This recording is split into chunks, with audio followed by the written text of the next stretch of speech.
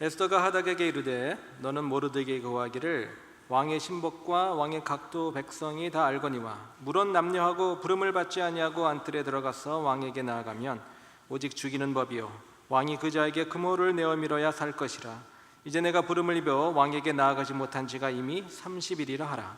그가 에스더의 말로 모르드게에게 고하매 모르드게가 그를 시켜 에스더에게 회답하되 너는 왕궁에 있으니 모든 유다인 중에 홀로 면하리라 생각지 말라.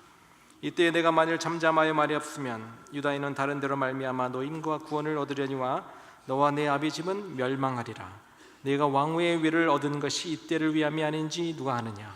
에스더가 명하여 모르드게에게 회답하되 당신은 가서 수산에 있는 유다인을 다 모으고 나를 위하여 금식하되 밤낮 3일을 먹지도 말고 마시지도 마소서. 나도 나의 시녀로 더불어 이렇게 금식한 후에 규례를 어기고 왕에게 나아가리니 죽으면 죽으리라. 아멘. 오늘 말씀을 통해서 위기 속의 그리스도인이라는 제목을 가지고 하나님께서 주신 은혜를 함께 나누고자 합니다. 위기 속의 그리스도인. 여러분 마더스데이 잘 지나신 줄로 믿습니다. 네, 잘 못 지내신 것 같아요. 두 어머니가 집에 있으신 우리 남자 성도님들 참 수고 많으셨습니다. 와이프도 챙겨야 되고 어머니도 챙겨야 되고. 근데 여러분 내일은 무슨 날일까요? 내일은 부부의 날입니다. 아니 마더스데이 이제 막 지났는데 2주 연달아서 우리 남편들은 묵묵히 여인들을 기쁘게 해주는 시간들을 보내실 줄로 믿습니다. 너무 힘드신 분들은요 서로 합의를 보셔서 조용히 보내셔도 됩니다. 근데 다음 주말은 또 메모리얼 데이 위켄드입니다. 가족을 데리고 좋은 시간 가지시는 남자 성도님들 되시길 바랍니다. 제가 아멘은 기대도 하지 않았습니다. 4월이 잔인한 달이 아니라 5월이 그 누구에게 잔인한 달이 될지도 모르겠습니다. 소망을 잃지 마십시오. 6월에 아버지 날이 있습니다. 근데 이날은 아무도 기억해 주지 않습니다. 넥타이 선물로 받던지 아니면 아버지 날에 가장 세일 많이 한 게 뭐죠? 연장입니다. 툴. 무슨 의미입니까? 더 일 많이 하시는 아빠가 되어주세요 라는 그런 의미 아닙니까? 남자의 위기입니다. 그런데 이 5월의 남자보다 더 큰 위기에 사는 사람들이 있습니다. 바로 이 땅에 살아가는 저와 여러분입니다. 저와 여러분이 위기 속에서 살아갑니다. 이 말에 공감을 하시는 분도 있고 공감을 하지 못하시는 분도 있으실 것입니다. 아니 나에게는 아무런 위기의 조짐도 보이지 않는데요, 그냥 이대로 지금 너무 편하고 여유로운데요, 주중에는 돈을 버는 직장이 있고 퇴근하며 쉴 수 있는 집이 있고 토요일은 가족과 함께 단란하게 보내다 주일은 교회에 와서 예배를 드리고 아무도 이 평화를 지금 깨트리지 않고 있는데요, 그런 상황을 직접적으로 위협하는 아무것도 없다면 우리는 위기 속에 살고 있지 않다고 착각할 수 있습니다. 만일 우리 그리스도인의 삶도 그런 기준으로 보고 살아간다면 지금은 많은 사람에게 위기가 아닐 수 있습니다. 그런데 우리는 이쯤에서 생각해야 됩니다. 과연 그리스도인으로 이 땅에 살아간다는 것은 무슨 의미일까? 그리스도를 믿지 않는 사람들도 있고 그리스도를 믿는 사람들도 있는데 그리스도를 믿는 사람들은 이 땅에서 어떻게 살아가야 하는 것일까? 편하고 여유로운 삶 누구나 원합니다. 누구나 그렇게 살기를 원합니다. 저도 그렇습니다. 그렇게 생각해 보면 예수님도 우리를 쉬게 하시겠다는 말씀을 하신 것 같습니다. 마태복음 11장 28절에서 예수님께서 수고하고 무거운 짐자들 다 내게로 오라고 내가 너희를 쉬게 하겠다고 말씀하셨습니다. 그런데 조금 더 읽으시면 그 쉼이 그냥 쉼이 아니라 그 다음에 예수님의 멍에를 배우고 예수님께 배우고 또 다른 새로운 사역의 길을 예수님께서 말씀하시는데 그 새로운 것을 하기 위한 잠깐의 쉼을 이야기하시는 것입니다. 우리 그리스도인에게 주어진 삶은 과연 무엇이냐? 세상 사람과 같지 않습니다. 우리에게 주어진 삶은 편하고 여유로운 삶이 아니라 가치 있는 삶입니다. 그리고 그 최고의 가치로 여기는 그 가치를 위협하는 위기들을 헤쳐나가는 것이 이 땅에서 그리스도인의 올바른 삶입니다. 그래서 그리스도인은 늘 잘 파악하고 있어야 하는 것들이 있는데 오늘 주보 설교 요약의 첫 번째 가로에 때를 집어넣으시고 두 번째 가로에는 상황이라고 적으시기 바랍니다. 늘 때와 상황을 잘 파악하고 있어야 됩니다. 지금이 과연 무엇을 하고 있어야 되는가? 남들이 하고 있는 거 다 하는 어떤 그런 정도에서 머무는 것이 아니라 지금이 과연 그리스도인으로서 무엇을 해야 하는 때인가? 지금은 어떤 것이 필요한 상황인가? 나로 하여금 이런 때 이런 상황을 겪게 하신 하나님의 의도는 과연 무엇인가를 항상 질문해야 하는 사람들이 바로 그리스도인인 것입니다. 지금이 위기입니까? 대답해 보십시오. 지금이 위기입니까? 네, 한국의 청소년들이 위기에 있습니다. 이들에게 무슨 일이 일어나고 있는지 여러분 많이 들으셨지만 잠시 화면과 음성을 통해서 우리가 함께 들어보는 시간을 갖도록 하겠습니다.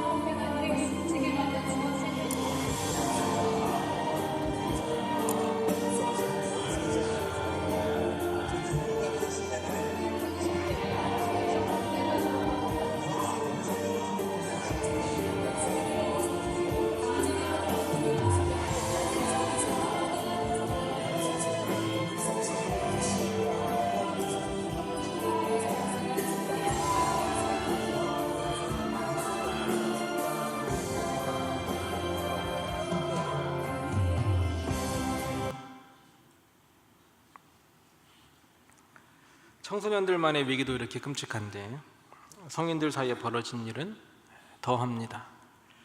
한국만 그런 것이 아닙니다. 미국도 마찬가지입니다.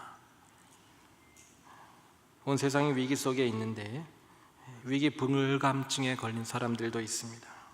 심지어는 그리스도인들 가운데도 위기 불감증에 걸린 사람들이 있습니다.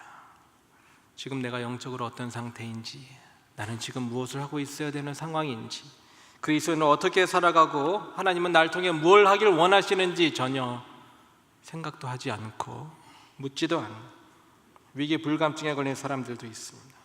위기가 무엇입니까? 소중한 가치가 흔들리는 것이 진짜 위기입니다. 무엇이 소중합니까? 그렇다면 생명이 소중합니다. 생명의 위기가 있습니다. 자기 생명도 귀하게 여기지 않고 남의 생명도 귀하게 여기지 않는 그런 시대에 우리가 살고 있습니다. 순결이 중요합니다. 소중합니다. 그런데 순결이 위기에 닥쳐 있습니다. 순결이 무너지면 마치 그 마음을 붙잡고 있는 어떤 팽팽한 그런 줄 같은 것이 끊어지는 것이나 마찬가지입니다. 순결이 무너지면 다른 것에 대한 가치관도, 스스로를 소중히 여기는 것도 함께 무너집니다. 순결이 위기입니다. 가정 너무 소중합니다. 우리의 보금자리입니다. 그런데 가정이 위기입니다. 가정이 어떻게 구성되는지에 대한 가치관도 억지로 바뀌어가는 그런 세상에 우리가 살고 있습니다. 도덕도 중요하지 않습니까? 그런데 기성세대에서 도덕이 무너지니까 그 다음 세대에 도덕을 가르칠 수도 없습니다. 교육 얼마나 중요합니까? 도대체 학교에서 아이들이 뭘 배울까라고 걱정하는 것도 이제는 지났습니다. 교육이, 한국은 인성은 빠진 채 성적 위주의 교육, 미국은 비도덕적이고 비윤리적인 비성경적인 교육 때문에 위기입니다. 신뢰의 위기입니다. 아무도 그 누구를 신뢰하지 못합니다. 신앙의 자유 얼마나 중요합니까? 하지만 우리 그리스도인들에게 정말 중요한 것 중에 하나는 신앙의 자유도 뿌리채 흔들려고 사단에 속아 넘어가는 사람들이 흔들고 있습니다. 설교 시간에 무엇은 얘기해도 괜찮고 무엇은 이야기하지 않으면 안 되고 그런 것이 위협당하는 세상이 저희들에게 닥쳐왔습니다. 굳이 경제의 위기를 언급하지 않는다고 해도 지금 우리는 미국이 당한 최고의 위기 속에서 살고 있다고 해도 전혀 과장이 아닙니다. 다만 우리가 그것을 피부로 느끼지 못하고 다만 우리가 그것을 그냥 흘려보내기 때문입니다. 우리만 위기에 닥친 것이 아니라 오늘 말씀을 읽은 이스라엘에게도 위기가 닥쳐왔습니다. 민족의 존폐가 경각에 달려있는 위기의 상황이 닥쳐왔습니다. 바벨론의 포로가 되었던 유다인들이 이제는 더 큰 강대국인 페르시아의 속국이 되어서 페르시아에서 식민 그렇던 국민처럼 살고 있는 그 사람들, 근데 그 사람들을 다 죽여버리는 일을 하만이라는 사람이 좀 계획해내는 그런 일 앞에서, 그런 위기의 상황 속에서, 모든 한 민족이 다 진멸되는 그런 위기의 상황 속에서 모르드게가 에스더를 찾습니다. 에스더는 지금 왕후의 자리에 올라와 있습니다. 아하수에로 왕에게 와스티라는 왕후가 이미 있었는데 이 왕후가 왕의 말을 듣지 않으니까 폐위시켜 버렸습니다. 그리고 이제 새로운 왕후를 뽑는데 에스더의 외모가 워낙 출중하니까 에스더의 외모로 인해서, 하지만 그 안에 하나님의 뜻이 있었겠죠. 분명히 그 가운데 에스더는 왕후가 되는 그런 일이 벌어지게 됩니다. 아하수에로 왕의 측근인 하만이라는 사람이 모든 사람이 자기 앞에 절하게 하는 그런 일을 행했는데 딱 한 사람만 고개를 뻣뻣이 쳐들고 절하지 않고 고개 숙이지 않은 사람이 있었습니다. 바로 모르드게라는 사람이었습니다. 몇 날 며칠을 사람들이 설득했습니다. 제발 하만 앞에서 고개를 숙이라고. 하지만 모르드게의 대답은 딱 하나였습니다. 나는 유다인이다. 무슨 뜻입니까? 나는 하나님께만 무릎 꿇는 백성이다라는 그런 뜻입니다. 하만이 분노해서 모르드게만 아니라 모르드게 출신 유다인을 다 진멸할 계획을 세우게 됩니다. 그래서 모르드게가 지금 왕궁에서 왕으로 있는 에스더가 이런 유다 민족의 억울함을 왕에게 자세히 알려서 민족을 살릴 것을 말합니다. 그리고 그것에 대한 에스더의 대답이 11절 말씀입니다. 한참 설명을 하죠. 왕의 신복과 왕의 각도 백성이 다 알거니와 물론 남녀하고 부름을 받지 아니하고 안뜰에 들어가서 왕에게 나아가면 오직 죽이는 법이요 그 자에게 금호를 내어미라 살 것이라. 그리고 이렇게 마무리합니다. 이제 내가 부름을 메워 왕에게 나아가지 못한 지가 이미 30일이라 하라. 긴 설명인데 짧고 굵게 이야기하자면 지금 누가 죽는 걸 보려고 그러냐, 바로 그 말입니다. 모르드게가 이 말을 전해 듣고 다시 에스더에게 말합니다. 너만 멀쩡하면 다냐. 이 두 사람의 오고 가는 대화 속에 이 마음 속에 답답함이 있었을 것입니다. 한 사람은 왕궁 안에 있고 한 사람은 왕궁 밖에 있고, 내가 생각하기에 정말 네가 지금 왕궁에 있는 것이 우리 민족을 살리기 위함인 것 같다. 오라버니, 내가 그렇게 하면 난 정말 죽어요.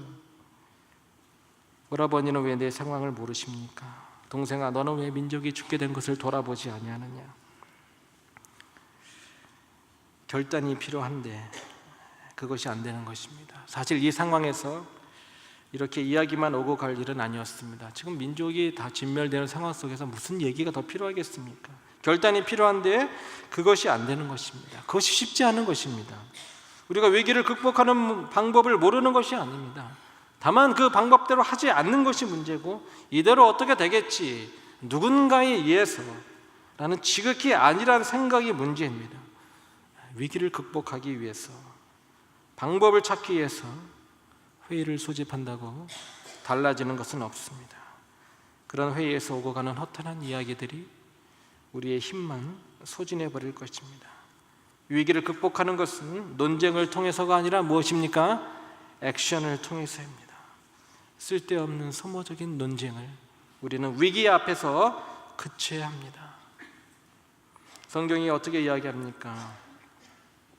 골리앗이라는 장수 앞에서 아무도 그를 대적해낼 수 없었을 때 골리앗이 어떻게 쓰러졌습니까? 저 골리앗을 어떻게 쓰러뜨릴 것인가? 회의와 토의를 통해서가 아니라, 논쟁을 통해서가 아니라, 어떤 궤변이 나와서 그런 것이 아니라 행동을 택한 한 사람을 사용하신 하나님에 의해서 골리앗은 쓰러진 줄로 믿습니다. 골리앗은 다윗이 쓰러뜨린 것이 아니라 하나님께서 쓰러뜨리신 것입니다.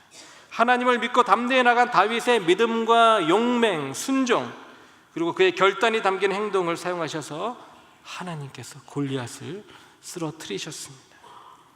근데 여러분, 이제 6월 1일 날 성경 퀴즈 대회 있는데, 성경 퀴즈에서 골리앗은 누가 쓰러뜨렸습니까?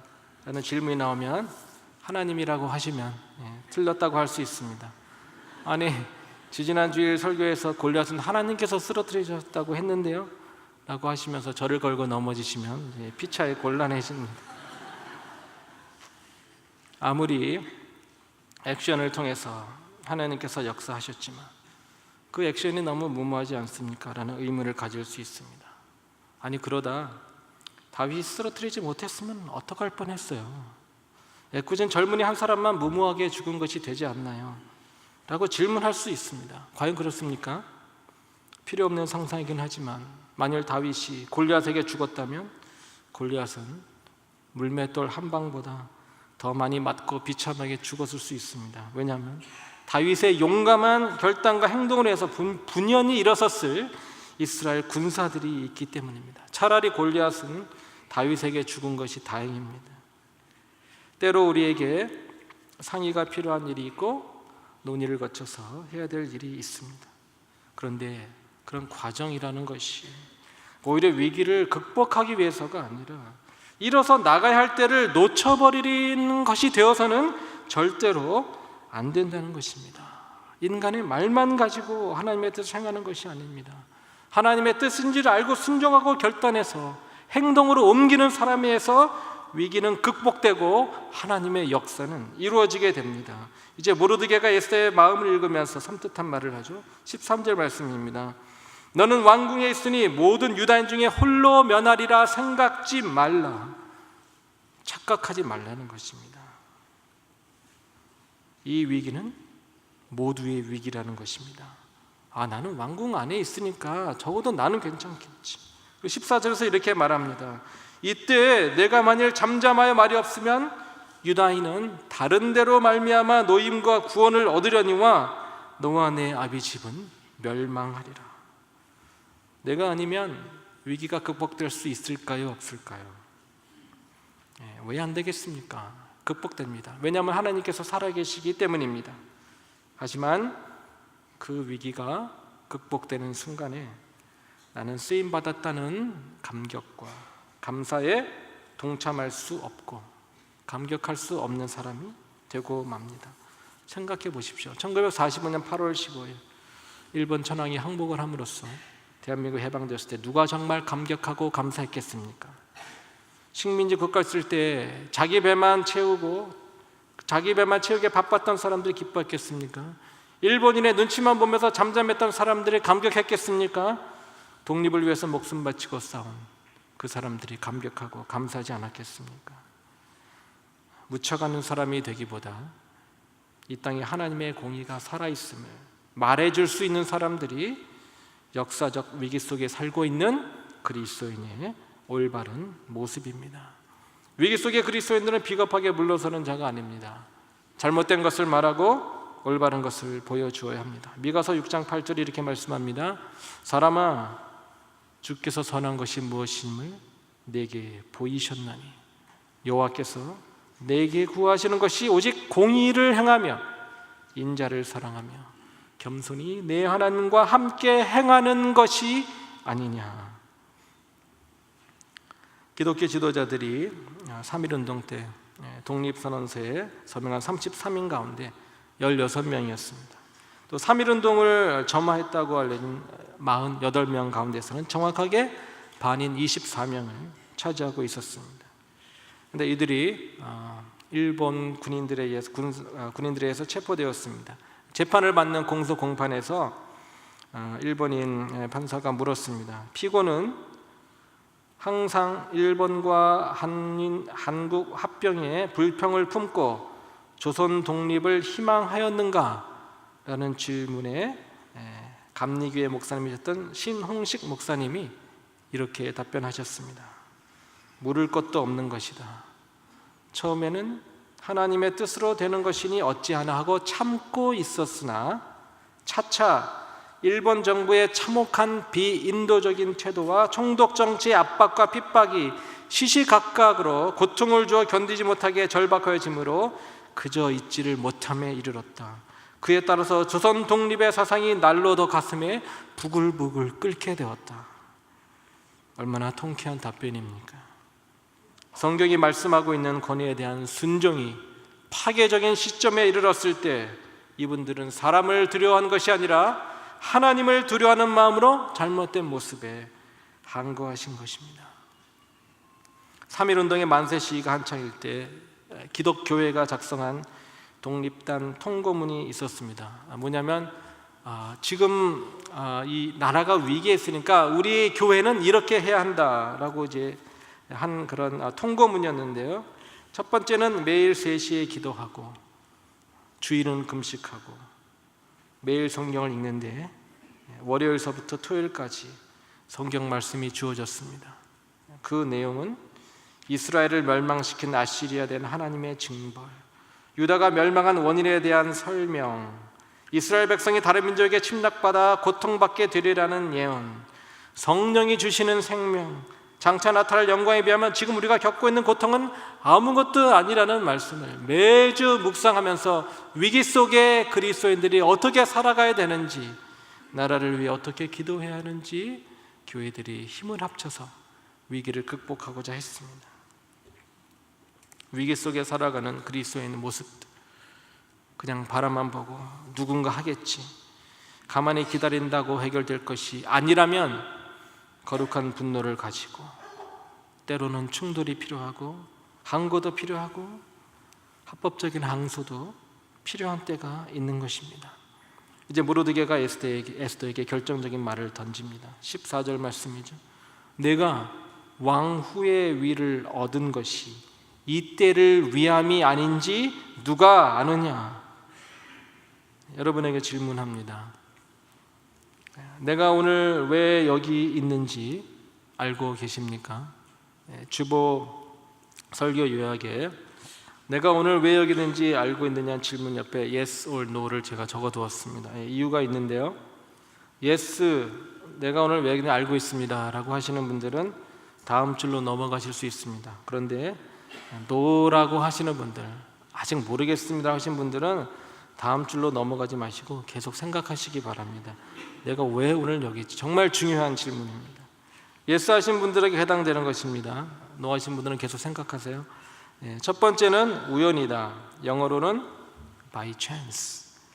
설마 오늘 예배에 이렇게 우연히 오신 분은 없으실 것입니다.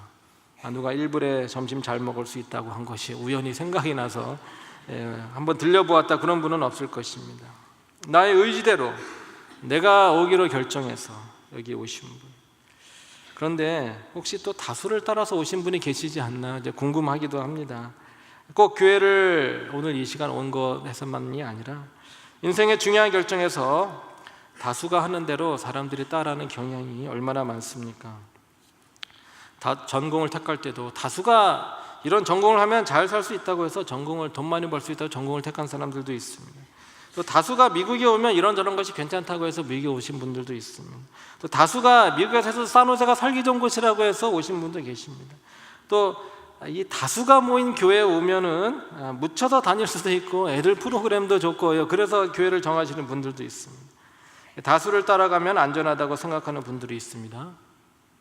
절대로 그렇지 않습니다. 저와 제 가족이 많은 대가를 치르고 그 사실을 경험했습니다. 이민의 물결이 일기 시작한 1980년대 초. 너무 거창하지만 제 가정 얘기입니다. 너무 이렇게 심각하게 듣지 마시고. 모든 사람들이 꿈의 동산이라고 동경하던 남가주 애나하임의 디즈니랜드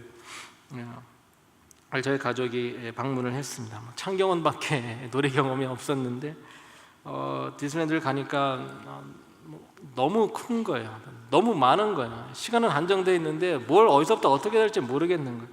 물어보려도 말이 안 통하니까 물어보지는 못하고 둘러보다가 어디를 보니까 사람들이 줄을 쫙 서 있는데 엄청나게 많이 서 있는 거예요. 두 겹, 세 겹. 우리 결론 내렸습니다. 바로 저거다. 다른 건 몰라도 저거는 반드시 우리가 타고 가야 디즈니랜드에 왔다는 그런 것을 우리가 느낄 수 있을 것이다. 사람들이 저렇게 많이 서 있으니까 실패는 없을 것이다.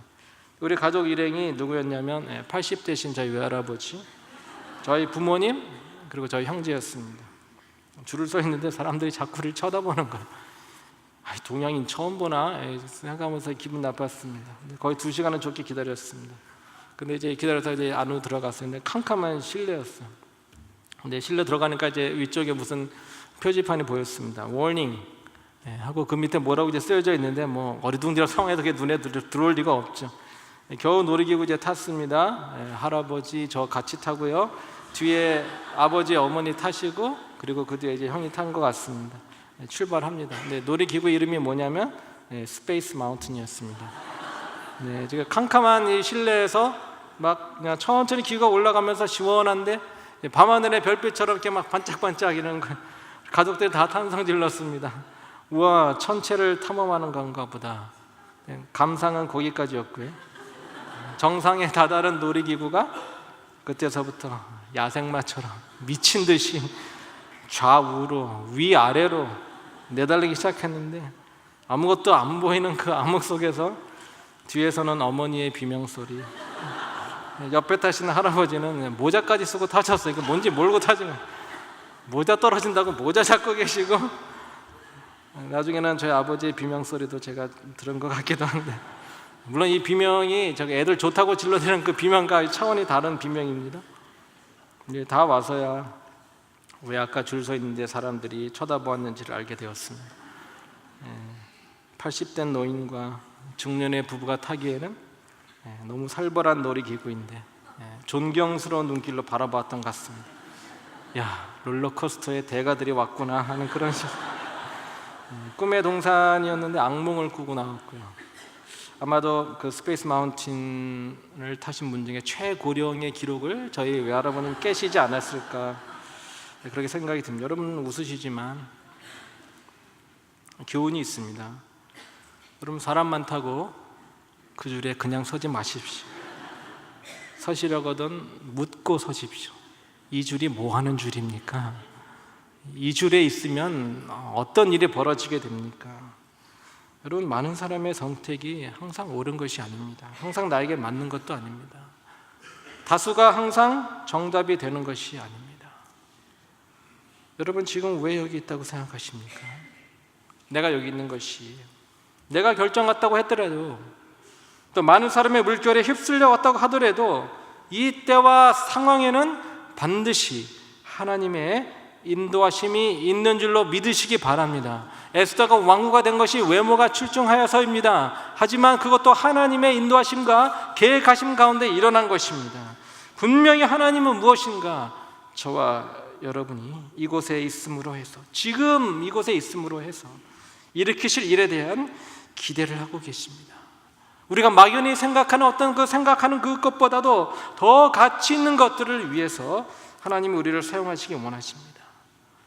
그 하나님께서 가치 있게 생각하신 일을 하는 것이, 또 그것이 무엇인지를 찾는 것이 바로 위기 속의 그리스도인들이 반드시 해야 하는 것입니다. 하나님께서 실리콘밸리 지역에 영적 위기를 극복하게 하시는 도구로 저와 여러분을, 그리고 저의 교회를 이 마지막 때에 사용하시기 원하시는 줄로 믿으시기 바랍니다. 그리고 더 나아가서는 에스더처럼 나라를 구하는 사람으로, 그리고 이 나라가 아니라면 또 다른 나라를 구하는데 사용하시기 하나님께서 원하시는 것입니다. 그래서 우리가 오늘 이 자리에 있는 것입니다. 위기를 극복하기 위해서 에스더 같은 영향력 위치에 있는 사람들이 때로 필요합니다. 하지만 모르드게 같은 사람도 꼭 필요합니다. 그러면 모르드게는 어떤 사람일까요? 설교야 가로에다가 깨우는 사람이라고 쓰시기 바랍니다. 깨우는 사람. 모르드게가 때를 이야기하죠. 모르드게 눈으로 이때는 바로 에스더가 움직여야 할 때입니다. 에스더가 키펄슨이라는 것입니다. 그런데 에스더의 눈으로 이때는 자신이 나설 수 없는 불가능의 때입니다. 모르드게는 네가 해야 된다고 그러고 에스더는 나는 아니라고 그러고, 누구 말이 맞는 것입니까? 내가 움직여야 하는 때라고 말하는 사람 앞에서 나는 아니라고 버텨보는 에스더입니다. 둘 다 맞는 말을 하고 있습니다. 하지만 지금 상황은 위기의 상황이기 때문에 맞고 틀리는 것을 따지는 그런 때가 아닙니다. 그럼에도 불구하고, 위험이 있음에도 불구하고 어떤 길이 있는가, 그걸 찾아야 하는 때입니다. 1%의 가능성이 있다고 해도 그것을 택해야 하는 것이 바로 위기의 상황이고, 1%는 가능성이 아니라는 에스더를 모르드게가 흔들어 깨우는 것입니다. 바로 이때다. 바로 너다. 깨우는 사람이 필요합니다. 여러분들도 깨우는 사람으로 쓰임받을 수 있습니다. 아니, 나는 에스더도 아니고 나는 모르드게도 아닌데, 저는 아무 은사도 없어요. 제가 할 수 있는 거는 수다 떠는 재주밖에 없어요 라고 말씀하시는 분이 계실지 모릅니다. 바로 그겁니다. 여러분이 지칠 줄 모르는 수다를 통해서 사람들을 깨울 수 있습니다. 무슨 얘기냐면, 수다도 개념 있는 수다가 있고 개념 없는 수다가 있습니다. 제가 이런 말을 할 수 있는지 잘 모르겠는데, 수다에도 성령님께서 기름을 부으시면 수다의 재주가 아니라 수다의 은사가 될 줄로 믿습니다. 그 대신에 주제를 잘 선택해야 됩니다.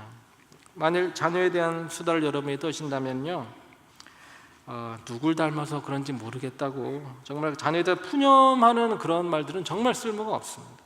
아니, 누굴 닮았겠습니까? 나 안 닮았으면 그것이야말로 진짜 위험한 겁니다. 근데 자꾸 이야기가 그런 쪽으로 흘러가려고 할 때, 그때 아이들의 자존감을 높여주는 부모가 되자는 쪽으로, 칭찬하면 애들이 더 자신감 있게 잘한대. 칭찬하니까 얘들도 이렇게 되고 얘도 저렇게 됐어. 우리 아이도 막 이렇게 됐어. 결국 아이의 자존감은 하나님의 창조물이라는 것에서부터 시작된다는 쪽으로 이야기를 끌어가시는 수다의 달인이 되신다면, 여러분도 귀하게 사람들을 깨우는 데 사용받으실 수 있습니다. 아멘 하신 분이 수다를 떠신 분이 잘 모르겠습니다. 여러분, 에스더를 깨운 것이 모르드게라면 잠자는 교회는 누가 깨우겠습니까? 에스더를 깨운 것이 모르드게라면 우리의 자녀는 또 누가 깨우겠습니까? 잠자는 미국은 누가 깨우고, 잠자는 나라들은 누가 깨우겠습니까? 깨우기 위해서 필요한 것이 무엇입니까? 깨우기 위해서는 깨어있는 자가 되어야 합니다. 내 주변에서 지금 과연 무슨 일이 일어나고 있는지 시시각각으로 변하고 정말 치닫고 있는 이 세계 속에서 내 주변에서는 무슨 일이 일어나는지, 그 일 속에서 내 이익만 챙기는 그런 사람이 아니라, 그리고 그 일들에서 하나님은 과연 어떤 생각을 하고 계실지 함께 고민하는, 그리고 이렇게 일어난 일들이 사회에 미칠 궁극적인, 눈앞이 아닙니다, 궁극적인 일은 과연, 그 궁극적인 영향은 과연 무엇인가를 내가 알아야 하고, 그렇게 알아가는 것이 바로 깨어있는 사람의 모습입니다. 위기 속의 그리스도인, 나를 이곳 이 상황에 있게 하신 하나님의 뜻을 받들어서 자신의 위치에서 쓰임받는 자들입니다. 에스더는 왕후라서 나라를 구하는 일에 쓰임을 받았는데, 나는 어떻게 쓰임을 받을 수 있을까? 나는 왕후도 아닌데. 걱정하는 분이 계십니까? 걱정하지 마십시오. 에스더는 왕후라서 그 위치에서 사용하신 것이고, 우리는 우리가 처한 위치에서 사용하실 것입니다. 우리의 무엇을 사용하실까요? 우리의 고난까지 하나님은 사용하십니다. 고린도후서 1장 4절에 이렇게 말씀합니다. 우리의 모든 환난 중에서 우리를 위로하사 우리로 하여금 하나님께 받는 위로로서 모든 환난 중에 있는 자들을 능히 위로하게 하시는 이시로다. 때로는 기억도 하기 싫은 그 상황, 그 고난, 그 고생, 하나님께서는 그것도 사용하십니다. 하나님은 나의 실패도 사용하십니다. 베드로의 실패를 하나님께서 얼마나 사용하십니까? 수천 년이 흘러도 사람들에게 위로를 주고, 또 그 자신에게도 더 겸손히 하나님 앞에 나아가는 도구로 사용되었습니다. 실패도 상처도 하나님 사용하실 수 있습니다. 그래서 예수 믿는 사람들의 인생은 버릴 것이 없는 것입니다. 내가 누구에게인가 영향력을 미치기에는 너무 미력한 존재라고 여기십니까? 생각을 바꾸십시오. 하나님은 지금 저와 여러분을 사용하기 원하십니다. 에스더는 모르드게를 비롯한 유다인들에게 자신을 위해서 금식할 것을 요청합니다. 16절 말씀입니다.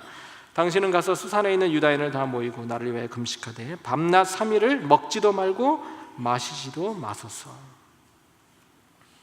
위기가 항상 나쁜 것만은 아닙니다. 위기에도 유익이 있습니다. 어떤 유익이냐면, 위기가 사람으로 하여금 집중하게 만듭니다. 이제 에스더가 위기를 맞아서 집중하고 있죠. 그래서 금식을 선포하는 것입니다. 위기가 닥치면 사람들은 긴장합니다. 긴장하면서 집중하는 힘이 생깁니다. 그리고 그 집중의 힘이란 상상을 초월합니다. 상황은 그냥 바뀌는 것이 아니라 위기에 처한 사람들이 어떤 자세로 집중하여 위기를 돌파하느냐에 달려 있습니다. 지지난 목요일 그 인터넷 기사에 한국에서 열린 고등학교 농구 대회에 그 부산중앙고등학교가 4강에 올랐다는 기사가 나왔습니다. 프로농구 대회도 아니고 대학농구 대회도 아니고 고등학교 농구에 4강 올라간 팀이 왜 기사에 나왔는가 하도 궁금해서 더 자세히 보았습니다. 부산중앙고등학교 남자 농구팀에 선수들이 있는데 전부 5명이었습니다. 농구는 5명이 뛰는 경기입니다. 그러면 됐네요. 5명이 열심히 하면 되겠네. 농구를 안 해보신 분들은 그렇게 이야기할 수 있을지 모릅니다. 5명이 아니라 12명, 15명 있어도 정말 계속 사람을 교체해가면서 뛰어도 숨차고 벅찬 것이 바로 농구라는 경기입니다. 그런데 이 부산중앙고등학교는 예선전서부터 이 4강에 오르기까지 선수가 5명에서 계속 경기를 치른 거예요. 그러면서 준결승까지 올라갔습니다. 원래는 6명이었대요. 근데 6명 중에 1명이 예선전에서 부상을 당했습니다. 나머지 5명의 선수들이 부상당한 선수의 이름을 자기 유니폼에 새기고 그리고 뛰었습니다. 내가 네 몫까지 하겠다. 5명이서 4강까지 있는 힘을 다해서 뛰지 않았겠습니까? 근데 이 팀이 4강을 통과했습니다. 그리고 결승전을 했는데 결승전에서 어떻게 됐을까요? 이게 만일 만화라면 이 팀이 우승을 했어야 되는데 이게 만화가 아니라 실화이기 때문에 결승전에서 졌습니다. 준우승했습니다. 그런데 1쿼터, 2쿼터, 3쿼터 마지막 4쿼터에서 이 팀에 남은 선수는 단 3명뿐이었습니다. 마지막까지 온 힘을 다해서 2명은 정말 힘에 겨워서 또 파울 때문에 또 퇴장당하고 이 3명이서 마지막까지 싸웠습니다. 5명의 선수들 어떻게 싸웠을까요? 집중했겠죠. 왜 집중했을까요? 위기이기 때문에. 5명의 선수들은 아플 수도 없고 요령을 필 수도 없습니다. 나 하나가 어떻게 하느냐가 우리 팀의 승패를 좌우한다는 마음을 가지고 경기에 임한 것입니다. 더 많은 선수들이 있는 팀을 차례로 물리쳐 갔습니다. 나 하나쯤이야가 아니라 나 하나로 인하여 라는 그런 마음가짐으로 집중해서 뛰니까 다른 팀의 20명도 감당하는 것입니다. 우리 그리스도인들도 교회들도 만약 지금이 위기라는 것에 우리가 동의할 수 있다면 우리도 집중해야 합니다. 남들이 하는 거 다 하고 세상이 하는 거 다 하고 그러면서 위기를 극복할 수 없습니다. 위기 때에는 집중해야 됩니다. 정말 내 가정에, 내 자녀에, 이 나라에, 이 캘리포니아에 우리 사회 위기가 찾아왔다면 다른 것에 눈을 돌릴 수 없습니다. 위기를 극복해서 집중해야 하는데 우리의 사역도, 우리의 물질도, 우리들의 시간도 이 위기를 극복하는 데 집중해야 됩니다. 모든 것을 골고루 다 할 수 없습니다. 그리고 그런 것이 교회도 아닙니다. 교회는 교회에 할 일이 있습니다. 하나님께서 그 형상대로 창조하신 인간의 모습이 마구 무너지고 있는 위기라면 그것을 막아서는 일에 집중해야 합니다. 우리 자녀들서부터 하나님께서 사람을 어떤 목적으로 창조하셨는지를 가르쳐야 됩니다. 그리고 심어줘야 됩니다. 또 그것에 대한 자부심을 갖도록 그 어떤 누구도 그것을 흔들지 못하도록 아이들에게 심어주어야 합니다. 또 이런 위기들을 극복하기 위해 근본적으로 필요한 것이 복음이기 때문에 복음은 더 열정적으로 전파되어야 하고 그 복음대로 사는 사람들의 모습이 우리 교회를 비롯해서 모든 지역과 모든 영역에 필요한 것입니다. 위기입니다. 위기인데 이 위기 혼자서 극복해 나가는 것이 쉽지 않습니다. 그래서 서로 도우면서 하나가 되어서 위기를 극복해 나가는 것입니다.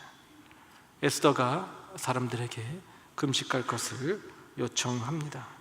혼자서 할 수 없기 때문입니다. 에스더를 위해 금식하는 돕는 백성이 있었던 것처럼 우리가 서로 도와서 하나가 되어서 이 위기를 극복해야 합니다. 캘리포니아 주에서 일어나는 여러 가지 그런 안건들에 대한 발의한 서명을 받으면서 항상 느끼는 것, 정말 절대로 혼자 할 수 없다는 것 많이 느끼게 됩니다. 북가주는 서명운동도 너무 사람들이 점잖아서 조용했는데, 남가주는 그러지 않았습니다. 마켓마다, 교회마다, 행사 때마다, 아파트마다 서명을 받으러 다니는 사람들로 인해서 얼마나 북적거렸는지 모릅니다. 혼자 했다면 정말 가능하지 않았을 것입니다. 하지만 모든 사람이 동참하게 되니까 영향력을 발휘하게 되는 것입니다. 이제 에스더가 그 유명한 말을 남깁니다. 나도 나의 시녀로 더불어 이렇게 금식한 후에 규례를 어기고 왕에게 나아가리니 죽으면 죽으리이다. 에스더가 위기를 정면으로 돌파해서 나라를 살립니다. 죽으면 죽으리라.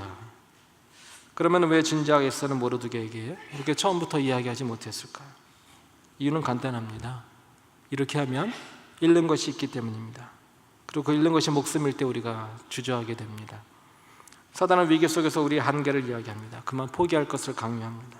쉬운 길을 선택할 것을 이야기하면서 유혹합니다. 사단이 제시하는 한계가 무엇입니까? 죽음입니다. 너 그러다 죽으면 어떡해? 그러면 끝장이야. 그래서 에스더가 이야기하는 것입니다. 죽으면 죽으리이다. 이것이 사단을 침묵시키는 암호입니다. 죽으면 죽으리이다. If I perish, I perish. 이런 각오와 함께 에스더는 이전에 말씀드린 대로 행동에 옮깁니다. 에스더는 금식만 하고 가만히 있지 않았습니다. 규례를 어기고 왕에게 나아갈 것을 말하고 오정에서 그것을 실천에 옮깁니다. 우리의 한계가 무엇입니까? 우리는 어디까지 할 수 있습니까? 우리가 할 수 있는 능력은 어디까지입니까? 사단은 자꾸 우리를 포기하라고 하고 여기까지라고, 그 이상은 못할 것이라고 말하는데 우리는 과연 어디까지 할 수 있는지, 이제 Facing the Giants라는 영화에 나오는 한 부분을 여러분 같이 한번 보시도록 하겠습니다.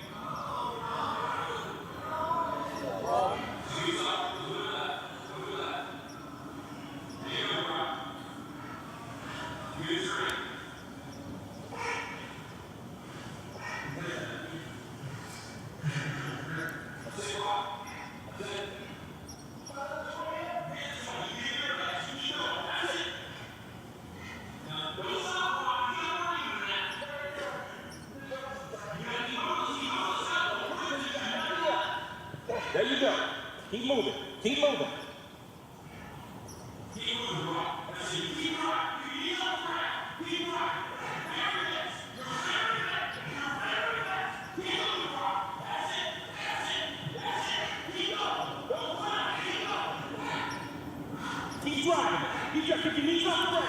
That's it. You're very fast. Don't wait. Keep driving. Keep driving. There you go. There you go. Keep driving. Knees off the ground. Keep driving. Don't wait. Keep going. That's it. That's it. That's it. Keep going. Come on, everything you got. Come on, keep going. Don't wait. Keep driving. Keep driving. He's hit!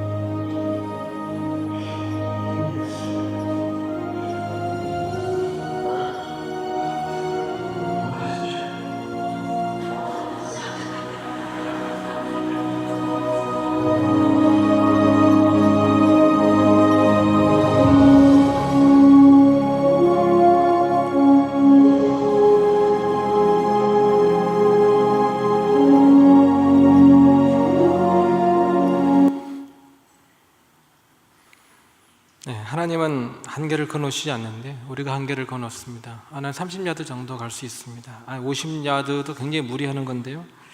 근데 하나님은 말씀하십니다. 너는 끝까지 갈 수 있어. 내가 비록 영화이지만 그 코치가 한 말이 생각이 납니다. 그 코치가 바로 이 영화 감독인데요. 내가 너를 믿고 있다고. 너는 이 팀에서 가장 영향력 있는 선수라고. 바로 하나님께서 교회에게 해주시는 말씀일 수도 있겠다는 생각을 해봅니다. 이 세상에서 영향력을 발휘할 수 있는 나의 하트를 가지고 또 내가 주는 스트렝스를 가지고 영향력을 발휘할 수 있는 그 존재가 바로 너 교회야. 그런데 네가 안 하겠다고, 네가 포기했다고 말하면 그것 때문에 얼마나 많은 사람들이 좌절하고 얼마나 많은 사람들이 위기 속에서 더 큰 고통을 얻겠냐.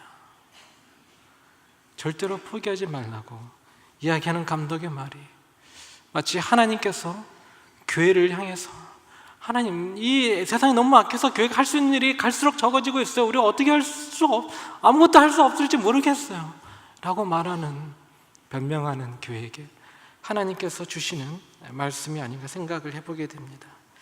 위기 속에 그 위기와 맞서 싸우는 사람들이 필요합니다. 싸우지 않으면 어떻게 될까요? 어떻게 죽을까요? 곱게 죽겠죠. 근데 싸우면 참혹하게 죽을 수 있습니다.